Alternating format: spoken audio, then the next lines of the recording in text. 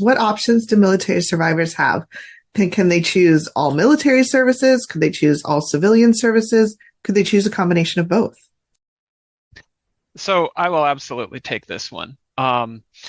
When we talk to military survivors about different services available, we oftentimes will provide them with both military and civilian options when available.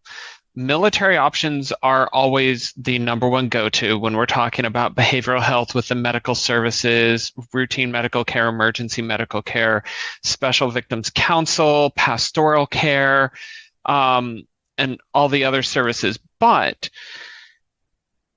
when you are in what we call CONUS, the continental United States, when you're in the 50 United States, continental US plus Alaska and Hawaii, we as victim advocates make an intentional effort to reach out and make those connections with our civilian counterparts.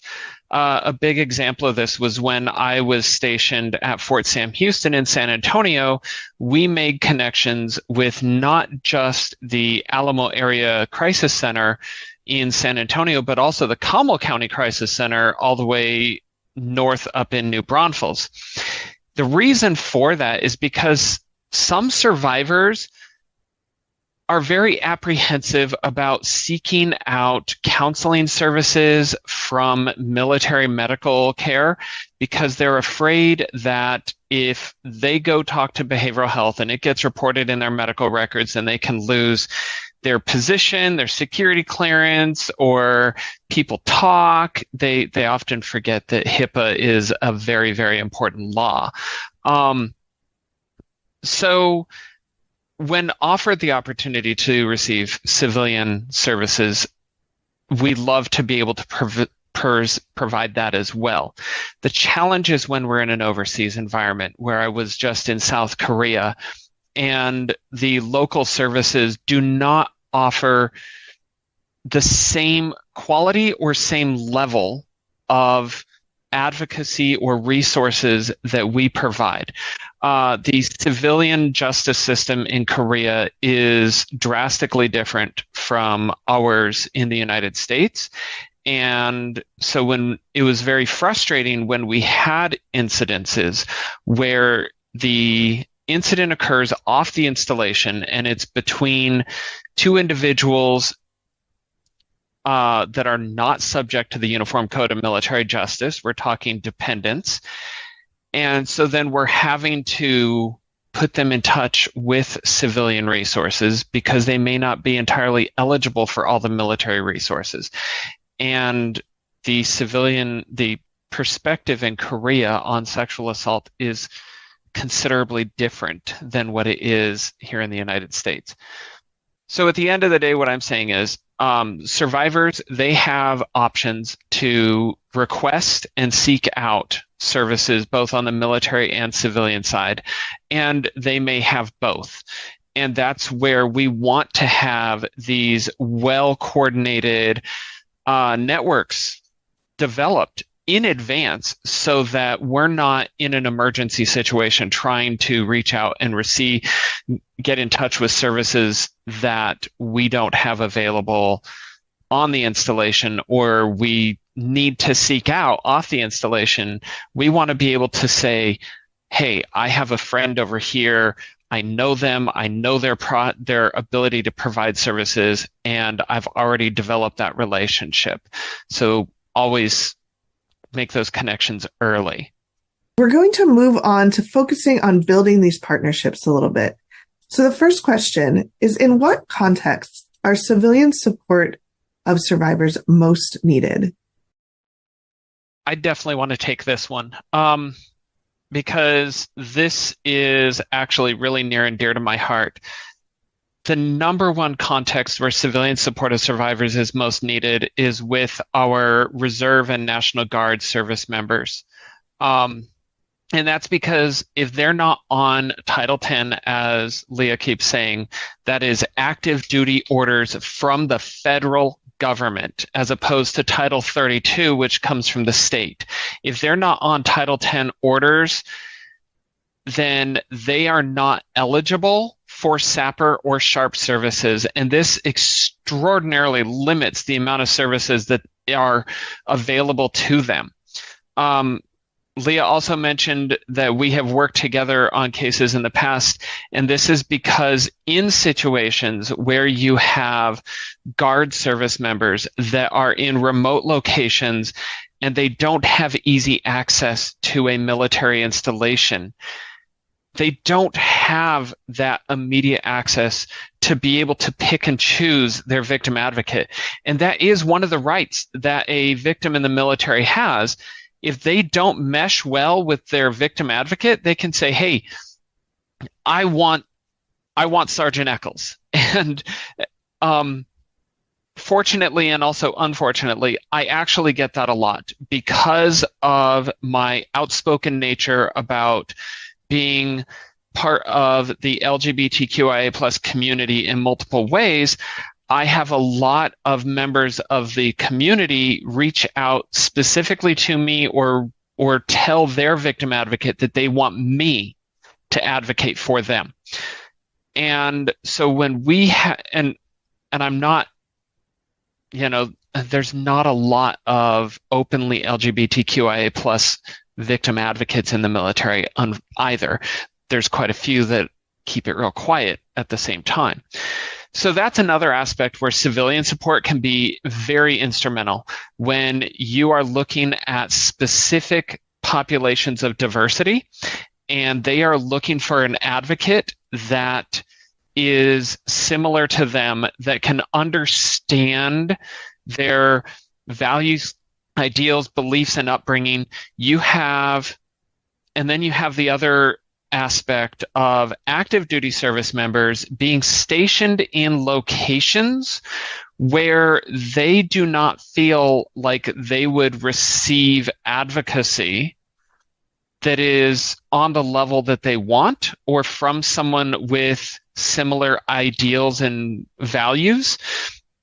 I hate to call it out, but a lot of the Army installations are in the Southeast, and we know that predominantly in the Southeast, conservative values and ideals are the norm.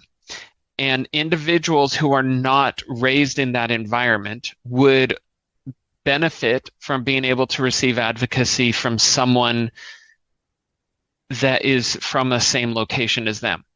And yes, it is a challenge to provide advocacy for someone who is miles and miles away, but the way I see it, if I can provide advocacy for someone in the Pacific Northwest while I'm overseas in South Korea, it can be done.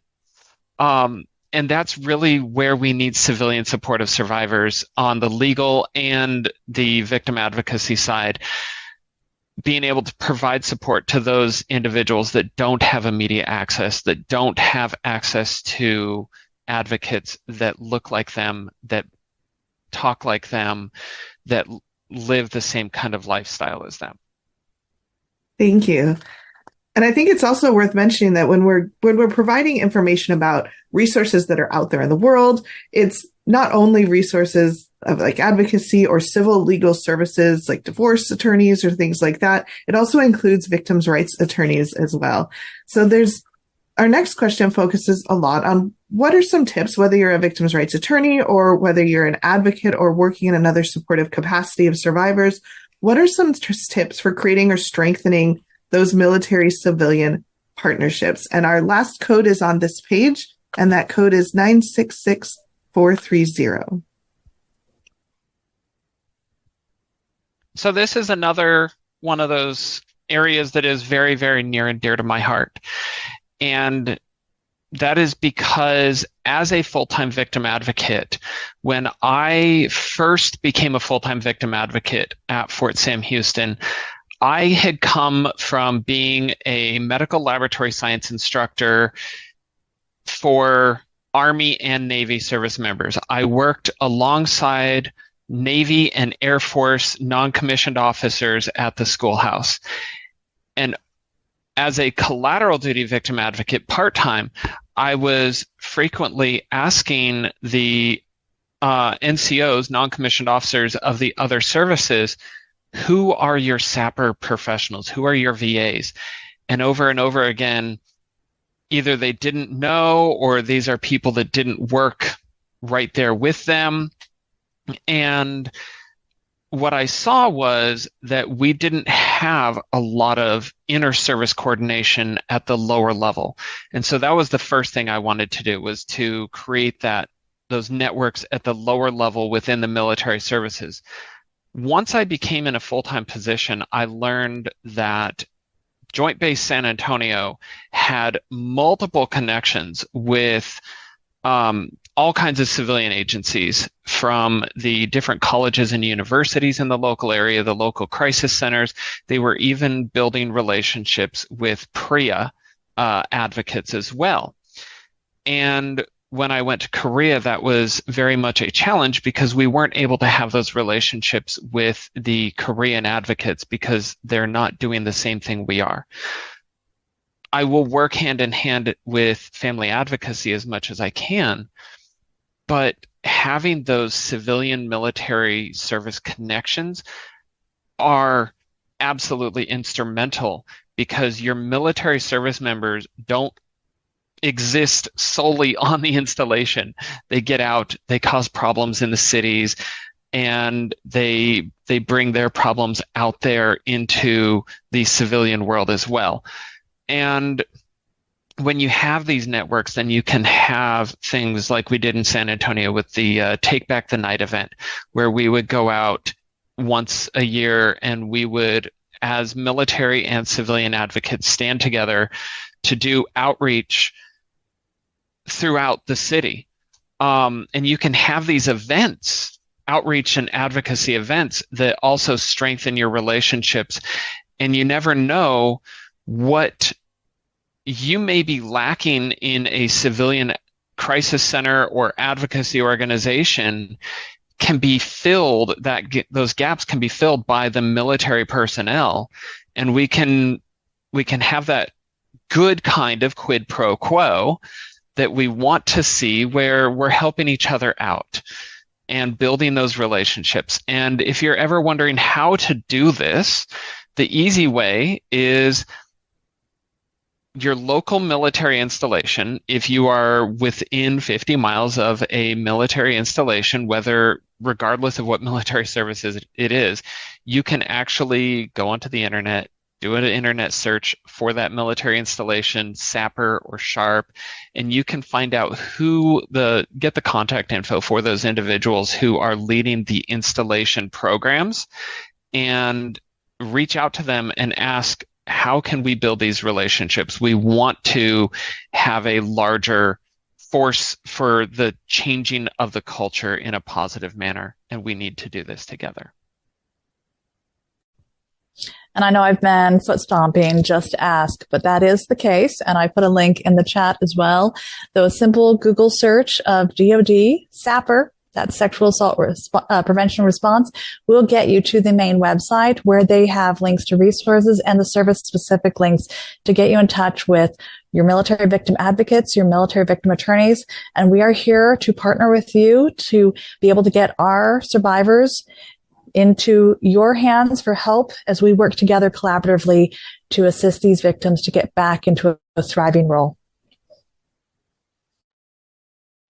Wonderful. Thank you both. And I know one thing that Leah has mentioned before, that perhaps she's being modest at the moment, is that she is a great trainer on this stuff, and so are many other SVCs.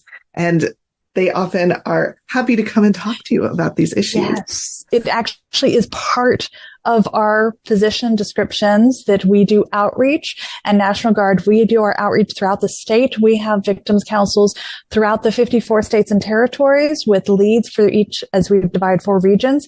And we are happy to have folks do trainings for your institution. We actually have loved having opportunities when we're physically there assisting to come and tour your facilities and talk to you about what we do and share, because we would love to do this preventatively, where we are preparing for when we do have cases that we work on together for a military connected survivor, and that we know ahead of time how we can work together. So just ask.